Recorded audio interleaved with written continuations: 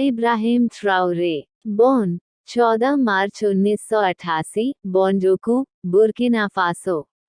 Education, Ouagadougou विश्वविद्यालय। Nationality, Burkinabe. Office, president of the transition of Burkina Faso. Early life and military background.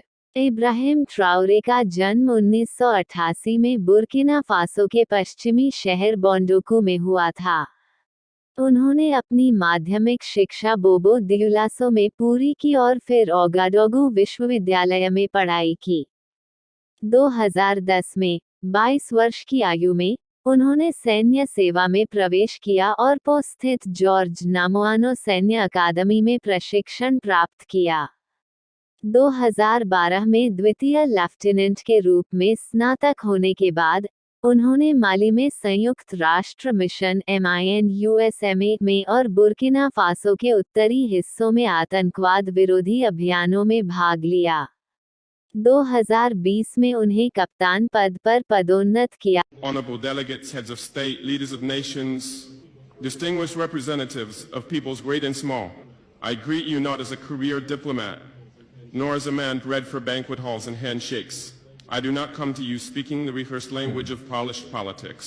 I come to you as a soldier of my people, as a guardian of a wounded land, as a son of a continent that has carried the cross of the world, yet has never worn its crown. My name is Captain Ibrahim Traore, President of Burkina Faso, and today I speak not only for the 22 million souls in my nation, but for a continent whose stories have been twisted, whose pain has been ignored, and whose dignity has been repeatedly auctioned off at the altar of foreign interests. Africa is not a beggar. Africa is not a battlefield.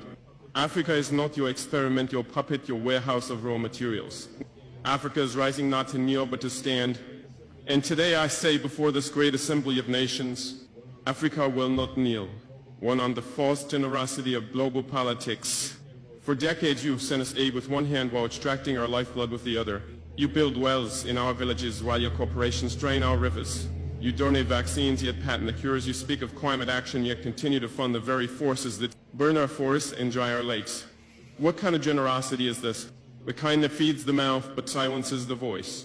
The kind that keeps a man alive just enough to keep him dependent. We are not blind to this hypocrisy. Let me be clear, we are not ungrateful for sincere humanitarian assistance. गया और उन्होंने बरसालोगो में एक महत्वपूर्ण mission के दौरान सफल नेतृत्व करके पहचान हासिल की, जहां उन्होंने जिहादी ताकतों से शहर को मुक्त कराया। Rise in power. जनवरी 2022 में लेफ्टिनेंट कर्नल पॉल हेनरी सांडाओगो डमीबा ने राष्ट्रपति रोचमार्क क्रिश्चियन काबोरे के खिलाफ तख्तापलट किया। शुरुआत में ट्राओरे ने डमीबा का समर्थन किया, लेकिन देश में बिगड़ती सुरक्षा स्थिति और डमीबा की निष्क्रियता से वे असंतुष्ट हो गए।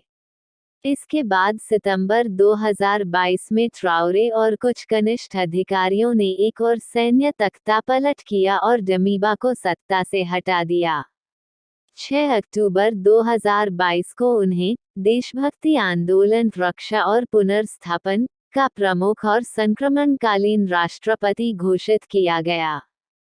Governance and policies. Security measures. Traore ने होमलैंड डिफेंस वॉलंटियर्स (VDP) का विस्तार किया और जिहादी समूहों के खिलाफ लड़ाई के लिए रैपिड इंटरवेंशन बटालियनों का गठन किया। हालांकि इन इकाइयों पर मानवाधिकार उल्लंघनों के आरोप भी लगे हैं।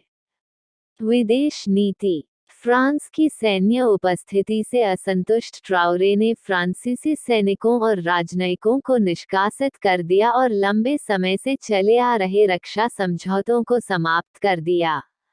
उन्होंने रूस, ईरान और उत्तर कोरिया के साथ संबंध मजबूत किए हैं और माली और नाइजर के साथ मिलकर साहेल राज्यों का गठबंधन बनाया है।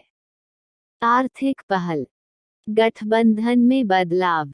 तख्तापलट के बाद इब्राहिम ट्राओरे ने फ्रांसीसी सैन्य समर्थन पर निर्भरता को कम करते हुए रूस और तुर्की जैसे देशों से रणनीतिक साझेदारी स्थापित करने की दिशा में कदम उठाया। ये परिवर्तन देश की विदेश नीति और सुरक्षा रणनीति में महत्वपूर्ण मोड़ को दर्शाता है। वेगनर समूह से कथित संबंध। ट्राओरे की सरकार पर रूसी भाड़े के लड़ाकों के संगठन वेगनर ग्रुप के साथ मिलकर काम करने के आरोप लगे हैं। इन आरोपों के अनुसार सरकार ने देश में सक्रिय जिहादी विद्रोहियों से निपटने के लिए वेगनर की मदद ली है। इनकार और वैकल्पिक व्याख्या। हालांकि ट्राओरे ने इन आरोपों से इनकार किया है। उनका कहना है कि बुर्किना फासो की अपनी स्थानीय सुरक्षा इकाई, होमलैंड की रक्षा के लिए स्वयंसेवक, volunteers for the defence of the homeland ही उनकी वेगनर है, यानी वे बाहरी भाड़े के सैनिकों पर निर्भर नहीं हैं।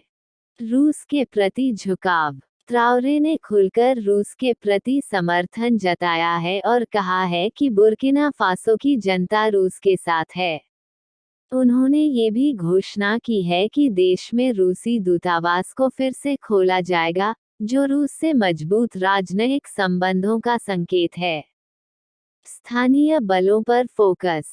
हालांकि वेगनर से जुड़ाव की खबरें हैं, फिर भी कई रिपोर्टों में ये बताया गया है कि ट्राओरे की सरकार मुख्य रूप से अपने घरेलू बलों, विशेष रूप से होमलैंड के रक्षकों, पर भरोसा कर रही है।